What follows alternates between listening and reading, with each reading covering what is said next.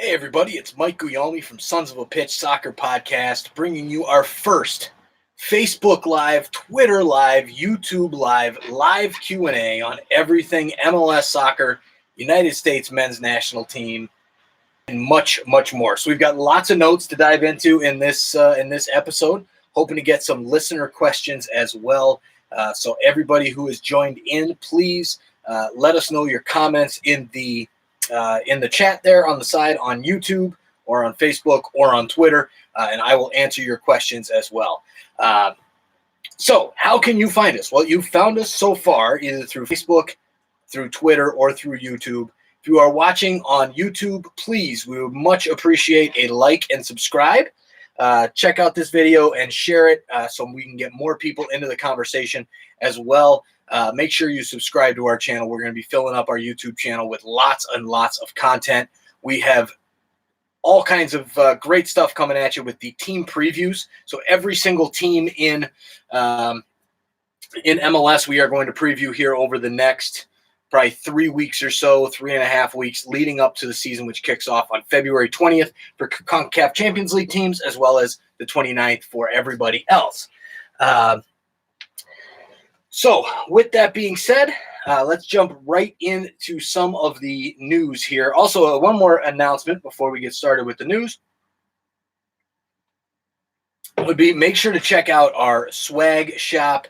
Those of you on YouTube, the camera angle is big enough to see the t-shirt up there. Check it out, Redbubble, sonsofapitch.redbubble.com. You can find our shop. We've got that logo that's here, our main logo, what we have now, as well as our throwback logo. So lots of different options for you guys to check out on Redbubble. We got all kinds of things, shirts, phone cases, iPad skins, cases for your laptop, you name it, we've got it. Now, let's get into the sports talk and the soccer talk here. The first thing that I want to touch on is Minnesota United FC. So there was a article that came out today, a report showing that Angelo Rodriguez may be moving on. So Angelo Rodriguez came into the league a couple of years ago, about 1.5 years ago, from from a club in Colombia. It looks like he's heading back to Colombia. We've got Deportivo Cali. He has had 9 goals and 3 assists in 39 MLS appearances. Not the best production from a guy who you brought over.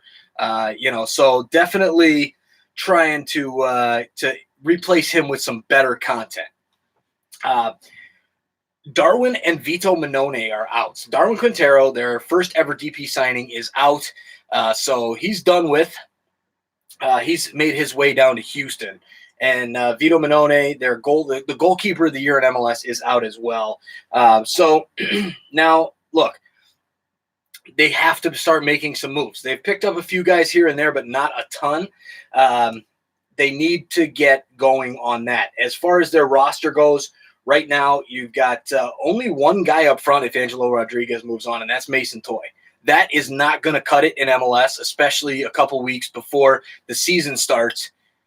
We're talking 5 weeks till the season starts, till the kickoff, and you have one guy as a forward. Now I get it; some of the midfielders can kind of slide up into that role, but man, you got to do a little bit better than that. So far, they've got Mason Toye there. As far as their midfielders, they've got 10. They've got Osvaldo Alonso. Ozzy Alonso is a great player. Thomas Chacon, Hassani Dotson, Ethan Finley, Jan Gregus, Marlon Hairston, Ja'Cory Hayes, Robin Lode, Kevin Molina, and James Musa. Defenders, they're pretty much set in the back line as well. They've got Fred Emmings.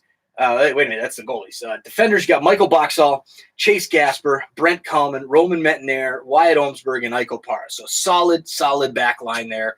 Goalkeepers, Fred Emmings, Tyler Miller, Greg Retchin Singh, and Dane St. Clair. So Tyler Miller is going to be that number 1 for sure. Looks like we've got a listener question here. Let's go. Actually, no, it's Nick Pateris watching. So he says, it's your co-host joining you in the comment section via my couch. Well, thanks for joining from your couch there, Nick. Hope you're feeling better. Just so you guys know, I'll be recording the next episode tonight that will probably release on Friday. And that is Nick unfortunately can't be with us tonight because he is dying with the flu. So feel better, Nick. Appreciate you covering for me last week. So I got you this week, buddy. Anyways, back to the soccer talk. Some rumors are that Emmanuel Reynoso from Boca Juniors might be the target for Minnesota United as of right now. Decent. Anybody from Boca is going to be a good player. Also, as well, Paraguayan forward Luis Amarilla is rumored to be over there as well. Look, it's time for Minnesota United to start spending some money. You've got a brand new stadium. You made it to the first step, right? You got that playoff monkey off of your back. Now it's time to go for it. I don't know what they're doing with getting rid of players, but now's the time to get out there and make a big name signing. Allianz Field is packed every single night, unless it's a U.S. Open Cup match in the middle of the week that was drawn a week or two before that. You're going to have the fans there. You're making money. It's time to put that money back into the team and blow it up. Sign somebody big. I want a big name guy, somebody from Europe, somebody from South America, 10 million plus. Get on it, Minnesota United. That's my take on them. Listeners, do you have any feedback on that? What are your thoughts for Minnesota United? We'll be touching on them a season preview probably next week or the week after. But let us know in the comments below, and give me your thoughts on Minnesota United. Next up, any listener questions out there? Looks like we've got a couple people watching on Facebook, a couple people on Twitter, and a couple people on YouTube. YouTubers, hey, anything in the chat? What do y'all want to hear about? USMNT, MLS, anything that's soccer related here in the United States. Let us know. Make sure you hit subscribe down below to get all of our content. Really appreciate it. We are growing exponentially right now. We started a podcast about a year and a half ago, and it's just slowly getting bigger. And right now, going into the end of last year, we started blowing up, and I think that has a correlation to YouTube. We're looking to get up there on YouTube, and the only way we can do that is for you guys to hit that subscribe button. Please hit that subscribe button. All right, moving along. Let's see. What do we got here? Next on the palette here is going to be the Chicago Fire.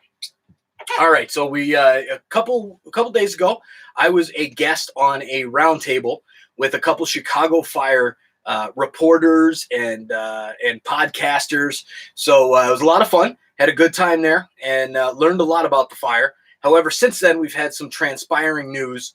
Looks like Gaston Jimenez is an imminent signing based out of reports out of Argentina.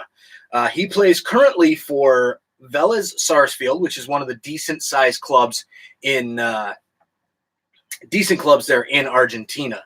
And he's a central mid, kind of a central defensive mid. So his price tag it sounds like it's going to be about $8 million. And he would take up the second DP spot behind Robert Barrich, who they just signed last week. I'm not so sure how I feel about this signing. I think it could be a good glue signing for the midfield. However, I'm a little nervous about it. You're doing this huge rebrand with the new logo, which is horrible, by the way. And I'm sure if anybody likes that, hit the like button down there on YouTube or Facebook if you agree with me on that. They need a new logo, newer than the new one they just got. Anyways, they're doing a huge move to Soldier Field from Toyota Park / SeatGeek Stadium in Bridgeview. Spend the money, make the big name signings. You want to fill up a stadium that holds 60,000 people, you better get on it and spend some money. If you think these guys like Gaston Jimenez, who may be a great soccer player, I have no idea. I've never watched the guy play. He might be a fantastic soccer player. But with that being said, he's not a big name that's going to draw in the average fan who, is just living in Chicago, some younger guy or gal. That's not a name that's going to get him out there. Now, a big name signing, they are looking at Rodolfo Pizarro, who's currently with Monterrey. I was with Chivas, one of the Mexican national team players that's kind of high up there on their radar. Someone like that might bring a fan out to the game, but even then, you got to get bigger name guys that have experience, kind of like a Bastian Schweinsteiger, but not Bastian Schweinsteiger. Somebody that has more notoriety here in the United States. I have an idea. I'll actually bring it up later in this episode on who I'm thinking might be a good fit based off of some of the rumors that have been going around here the last few days. If this is true, who do you guys think will be the number 3 DP signing for Chicago Fire? Is it going to be a big name person? Is it going to be another glue type piece? Is it going to be a number 10? Is it going to be a forward? What are your thoughts out there in Twitter and YouTube and Facebook land? So, also, I've got some inside information from a listener of ours that went to practice, the Chicago Fire practice yesterday, and kind of was checking things out and noticed what was going on. Kind of had some interesting news. So what he had told me was that through that practice, he went with his grandson and took him there to meet some of the guys and check it out. And Frank Klopas, the new assistant coach, was running the practice, completely running, and Raphael Wicki, the new head coach, was just kind of sitting back, observing everything, and letting Klopas run the show. If you've heard our opinions on Klopas and the Chicago Fire, you probably don't want that to happen if you're a Chicago Fire fan. That is not good news. Klopas has a horrible, horrible record. Nick touched on it in his piece at the end of last week's podcast, so go check out that podcast. It was bad. I think it was like a 343 winning percentage or something like that. That is not good enough. You don't want a guy like that running your squad when you have a decent head coach right there on the sidelines. So definitely interesting news there. Also, he said that Robert Barich was an awesome guy, really nice guy. Came over, chatted with him for a little bit. He noticed that Nelson Rodriguez was nowhere to be found out by the field, which was good. He was in the press room, though, kind of hanging out in the back of the press room. So take what you will from that. But another thing out of that practice that was kind of interesting as well was the fact that the new GM was just completely out of it. Like, he wasn't paying attention. I don't know where, what was going on with that. Maybe he had some other business he was thinking about, but kind of some inside thoughts from Fire practice. I think the biggest piece from that is to be worried about Frank Klopas. When I was on that roundtable with Spitting Fire on YouTube, those guys seemed to really like Klopas and what he could bring to the team, and really like the hire for him being an assistant coach. However, kind of scary there to think that he's going to be running the ship when he has such a bad record doing so. So, anyways, next up, we've got the biggest topic out there right now is a guy named Chicharito, who just signed for the LA Galaxy. If you're watching this, you know who Chicharito is. If you don't, God bless you. You have living under a rock. He signed for the LA Galaxy a couple days ago, and what a big signing, right? This is a guy who has been rumored to come here for a very long time, and it just never kind of came up.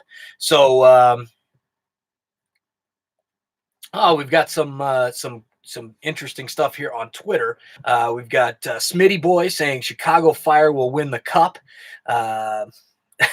Smitty Boy, get on a treadmill, boy. What you trying to say there, man? I'm big and I like it. Noah Epstein, I love it. Winning will draw in the average fan. I agree. Winning is the biggest way of getting there. And winning, you've got to have some decent guys out there in order to do that. So, as well, a name that he threw out there was Mario Götze, or Götze, however you pronounce that. But the German striker, this is a guy who is definitely a big-time player. He has starred in World Cups for Germany. He has played in big matches over in Europe. Definitely would be a awesome signing that would help the Fire big time. So you think if you have Barich and Götze up front, that would definitely be a good pairing there. That would definitely make some backline shiver when they were playing them. So anyways, back to our Chicharito signing. So this is kind of being billed as the biggest move in MLS history. They're saying it's kind of even as big as Beckham, if not bigger. I think nothing can touch David Beckham as far as the biggest signing. David Beckham, when he came over to MLS, there was no such thing as a regular player going to an MLS that has ever been heard of by anybody in the world. So you really can't compare anyone at this point to David Beckham. He is in a league of his own. However, it is a very big signing, maybe one of the top 10 signings, at minimum top 10, maybe even top 5 for MLS.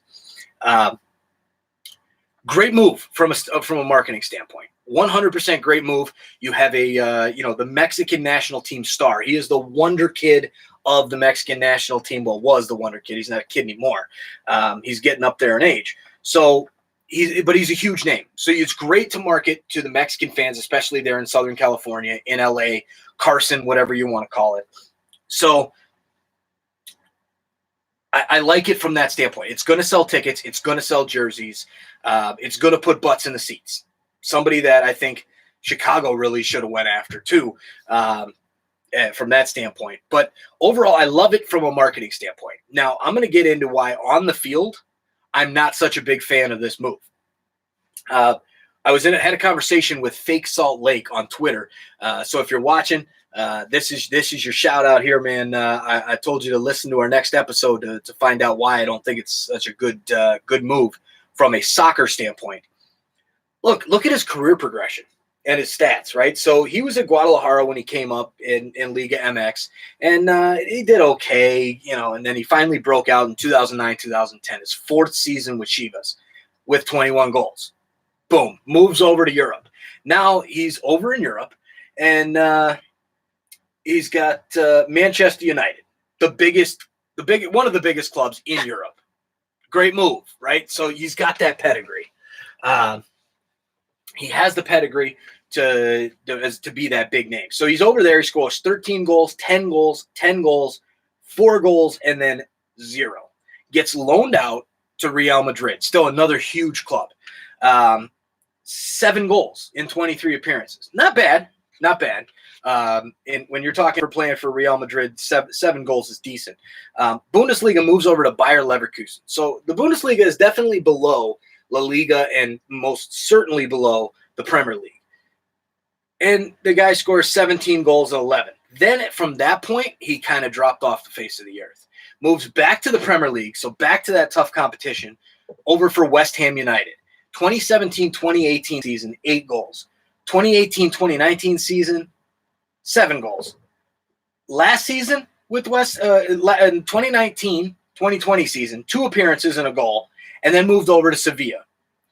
So over for Sevilla in La Liga, 9 appearances and 1 goal. He hasn't been lighting the world on fire over there. Now, MLS is a different beast. It's nothing compared to La Liga and Premier League and Bundesliga, but still, the production out of him has gone down steadily over the past, probably I'd say, 4 seasons or so. So you're getting a guy who's coming down, who's not the player that he once was. So we've had this thing about, MLS being a retirement league. Well, there you go. Oh, we got a comment on YouTube. Oh, look, it's me. It's my kids. Hi, Dad. You're doing amazing. Love, Bella. Hello, and then a bunch of emojis. Hi, Belle. Love you, girl. Thanks for watching. Appreciate it. Make sure you hit that like button on there. I need these likes. Anyways, the next thing that I want to get into, talking about the retirement league, and MLS has kind of been trying to shed that notion from everywhere else in the world. And apparently he's talking to his parents on the phone or in person or whatever. And he says, while he's in tears, says, "This is the beginning of my retirement." How did this get out? If you're MLS, if you're the LA Galaxy, how does this get out? Like, you cannot have this get out. It's horrible for the league. It's horrible for the player. Not to mention, I mean, who says that, right? who says, "Oh yeah, this is the start of my retirement. My career's coming to an end." Look, that's it. He's done. This is going to be another Steven Gerrard type of signing. He's riding off to the sunset of his career, collecting a big fat check, and saying, "Oh well, I got maybe 3 years left in my career, so I'm going to go out there and just kind of run around the field, score a few goals, and enjoy myself, and take my big paycheck." I don't like it. So that there, I definitely don't like that. It was awesome. I actually had a comment that I saw on MLS today that Nick Lima of the San Jose Earthquakes comes out and says, I might be kind of, in the minority here, but I don't think he's going to make a difference. So Nick Lima agrees with me. I like that. So Nick Lima, you might be one of my new favorite players at this point. Looks like we've got some comments here on YouTube. Mike Kleeman, one of our listeners. Thanks for the email today, Mike. I'm going to get to that here shortly. And if I don't get to it on YouTube and Twitter and Facebook, I will get to it in our podcast episode that I recorded. It'll get loaded up tomorrow night. Mike Kleeman says, we said the same stuff about Carlos Vela, though, before he came to MLS, and that turned out pretty well. Also, that retirement comment was a red flag. Agree. Yeah, so look, some people did say that about Carlos Vela. And it's true, but I don't think it was as in depth as most people are kind of seeing as far as the progression going down as Chicharito. So that's my take. I agree with Nick Lima. Nick Lima agrees with me, and Mike Kleeman, you are a San Jose fan, sir. So I'm hoping you agree with myself and Nick Lima. But look, that's probably my biggest take on Chicharito. So fake Salt Lake, there you have it. I don't think he's going to be a great signing in MLS. I don't think he's going to take LA Galaxy over the top. I think he's probably going to end up, they'll kind of be where they were last year, fighting for a playoff spot, maybe in that 5-6 seed type area, going on the road for that first round matchup. So we'll take a quick second here. Listeners, if there's anything you want to hear about, let us know in the chat. Let us know, have any questions on Twitter, Facebook, or YouTube. Let us know. YouTube, please, if you're on Facebook or on Twitter, head on over to YouTube and give us a subscribe. You'll be able to find all of our awesome content. I'm doing videos for each of the season, each of the teams in their season previews, as well as, our weekly podcast recording goes up there as well. If you're looking for some awesome swag, you like this logo here, go find some swag at sonsofapitch.redbubble.com as well. We have our old school logo up there. Anything you can think of, T-shirts, phone cases. We even have bath mats, for God's sakes.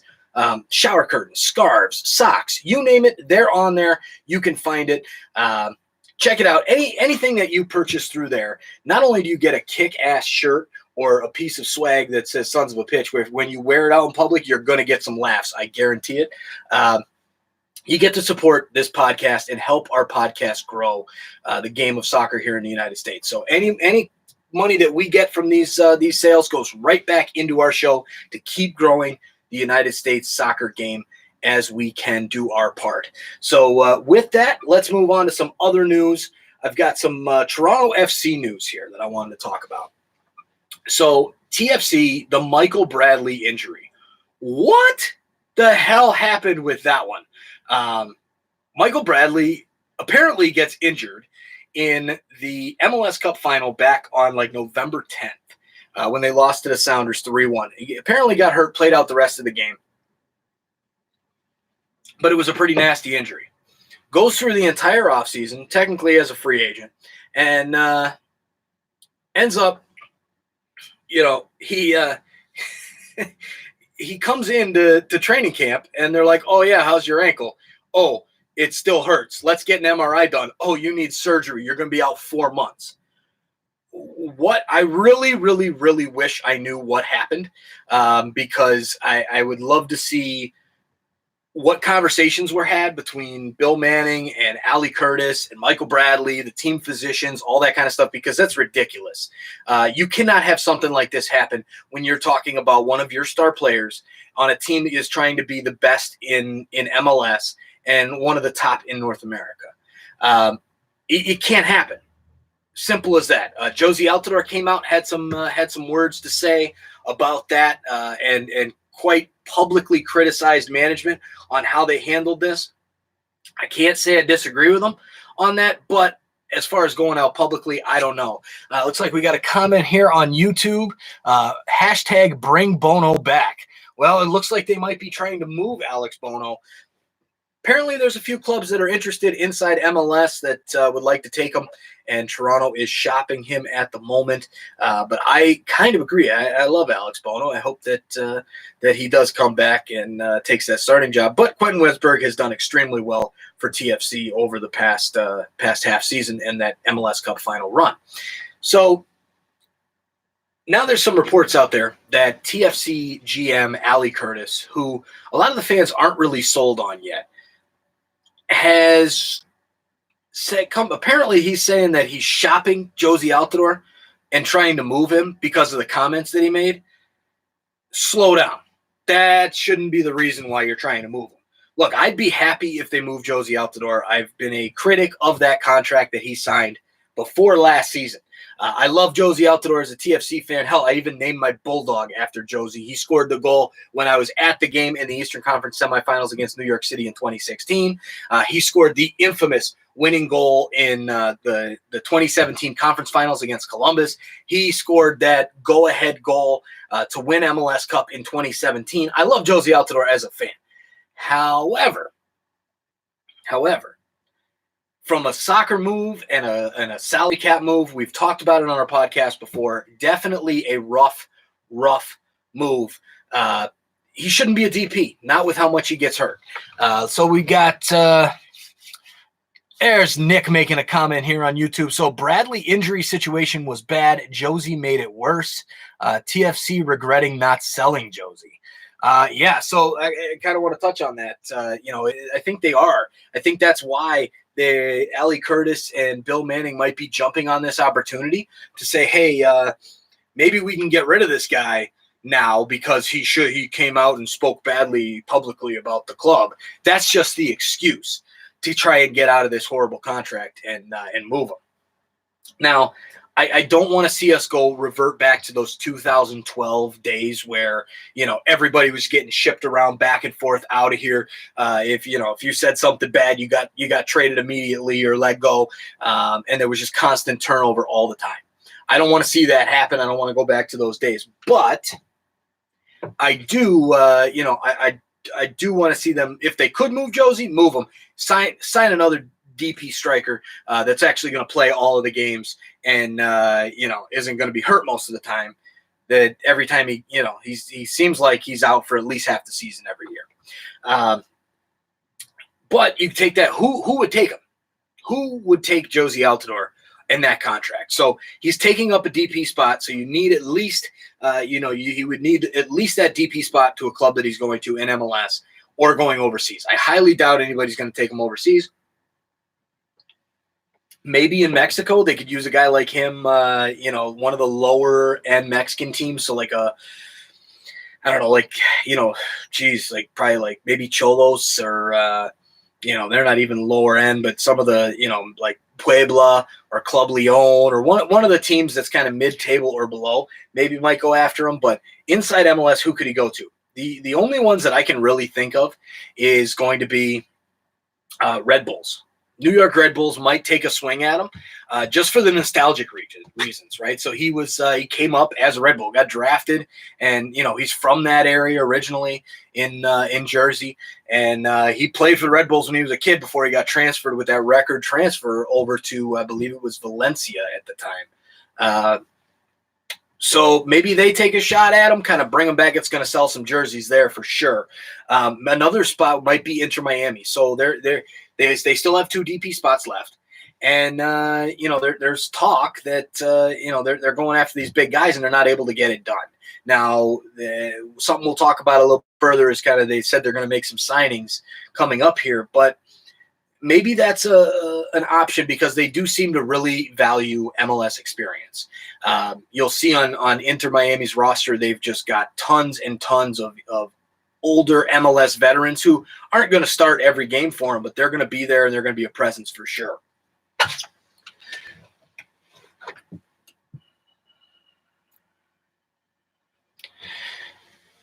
So another option might be FC Cincinnati. So the expansion club from last year. I don't know who their DP spots are if they have them open, but that might be a possibility. They might head out there and look for that, because that would probably get that fan base jumping a little bit. As well, another one would be, which I think might be a decent one, would be Chicago Fire. If they can't get this Pizarro deal done, maybe they opt for a USMNT guy, right? And he's a household name for most soccer fans here in the United States. So that might be a good marketing piece for them to bring in Josie Altidore, pair him up with Robert Baric and some decent midfielders there, and maybe he's a good look for them. So those are kind of the four that I could see as a possibility. But let's be honest, it's not going to happen. Nobody in MLS is going to pick up Josie Altidore, nor honestly, I don't even think TFC is going to really try and move him. So we'll see. But as far as some other TFC news, they did sign 3 homegrown players. The only 3 players that they've brought in so far is Jaden Nelson, the 17-year-old. He is a forward/winger. This guy has had some serious big-time play for the Canadian youth national team, as well as TFC2 and the academy. I know, I think it was last year, the academy went to some tournament, and I remember watching it on MLSsoccer.com. It was getting streamed, and they beat a team to win the title for that age group. So he was an integral part of that academy growth and with TFC2. Also, the same goes for the second signing, Jaquil Marshall-Ruddy, a 15-year-old midfielder. Apparently, according to Ali Curtis, he came out and said that Jaquil is a top player in his age group across Canada and the U.S., and he is among the top young players in all of North America. He is an incredibly talented young man. While he's only 15 years old, he plays the game in a very mature way. The other signing is going to be Rocco Romeo, a 19-year-old center back. Other than watching him a few times with TFC2 in the games that I watched, I really don't know much about this kid. Apparently, he had a loan stint out somewhere and did okay. Had a few appearances there, but nothing crazy. So that's pretty much the signings for TFC. Now, look, it's great to see these homegrowns not jumping ship over to Europe right away. It's good to see them, kind of develop in the MLS systems, in the academies, in the USL, break into that first team. And then once they break into that first team and they're showing, good promise, and they're kind of turned into that, not really a star player, but a good, solid team player, then they, then they move over to Europe, a la the Alphonso Davies kind of trajectory, right? So look at Alphonso Davies with the Vancouver Whitecaps. He was a stud. He was a huge youth, prospect, tons of interest overseas. And Vancouver held on to him. They signed him to a first-team deal. Took him a while to get into the team and get integrated with the team and really get that play time.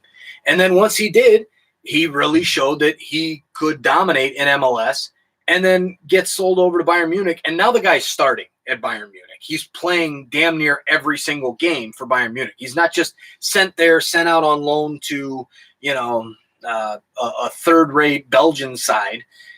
He's playing every game for one of the biggest clubs in the world, and he continues to grow and continues to become a better player. And not only does that help the player, the team that he's playing for, the team that he got sold from, because there's incentives in that contract as well, it also helps the national team that, in his case, Canada, the Canadian national team, gets to reap those benefits. So with that, that's kind of some of the news there. Got some news on Inter Miami, on Nashville, on Austin FC, and some kind of expansion news, which I want to touch on the podcast episode that we'll be doing. Also, Tifo of the Year went to LAFC, so the Independent Supporters Council voted for their Tifo of the Year, and it went to LAFC with the 3-2-5-2 We Will Rock You one. So that was kind of cool. Pretty cool Tifo. Check it out. Other than that, listeners, is there any other questions you guys have out there for me in the chats? Those on Twitter, those on Facebook, and those on YouTube. We appreciate you joining us. Make sure to share our content and help grow the game of soccer here in the United States. Definitely appreciate it. YouTubers, please hit that subscribe button. It'd be much appreciated, and let us know what you what you got in the comments. So another thing I do want to touch on here is some information from Mike Kleeman, who is watching with us. He might still be watching. That he had shared with us some information about San Jose, and it's kind of an inside track that he has had with the general manager there in San Jose. So San Jose is currently building the right way as a low budget team, and they are a low budget team. He takes a lot of heat. The GM does take a lot of heat. However, it's not really warranted because this team is a low budget team. They don't spend a ton of money, and for them to be able to do what they've done with that type of budget is definitely good. So I applaud that general manager and fans like Mike Kleeman who stick it out and keep riding with San Jose. So I'll get into a little bit more depth with what Mike Kleeman had to say in the podcast episode after our team previews. We've got 3 team previews coming up for you in that next episode, so check it out. Make sure to subscribe to our stuff. Subscribe to our podcast however you get your podcast, whether that's iTunes, Stitcher, Android podcast, either through CastBox, Google Podcasts, whatever. Subscribe to our pod. Every single Tuesday, we're coming at you with new content. We are consistent. We make sure that we bring you stuff every single week, because that was one of the things I noticed when I was listening to MLS podcasts, was just that there was no consistency. They'd put out an episode one week, and then it'd be 3 weeks later, and they might put another episode out, and then it would be a month and a half, and then it would be 2 episodes in a week. When I'm listening to podcasts, I want to hear a podcast every single week and stay consistent and bring me that good content. So that is what we strive to do on our podcast as well. On YouTube, Twitter, Facebook, we are growing like crazy. So make sure you tell your friends about us. Make sure your friends subscribe to our stuff so that they can hear our awesome content. All of you fans that are season ticket holders, go and ask each of your friends on each side of you at those games when they start in February if they've heard of Sons of a Pitch Soccer podcast. They probably haven't, so let them know about us and send them our direction through YouTube or subscribe to the podcast. Anyways, appreciate your time here on those videos. Thank you for our listener questions. Appreciate you coming on and joining in the conversation. We'll definitely try to do some more of these as we continue. You know, probably not every week, but hopefully during the season we'll be able to bring some awesome live content to you as well. So thanks for joining us. Appreciate it. Everybody have a great night, and look out for our team previews that will be hitting you probably tomorrow night and or tomorrow during the day on YouTube. Thanks, and talk to you guys later.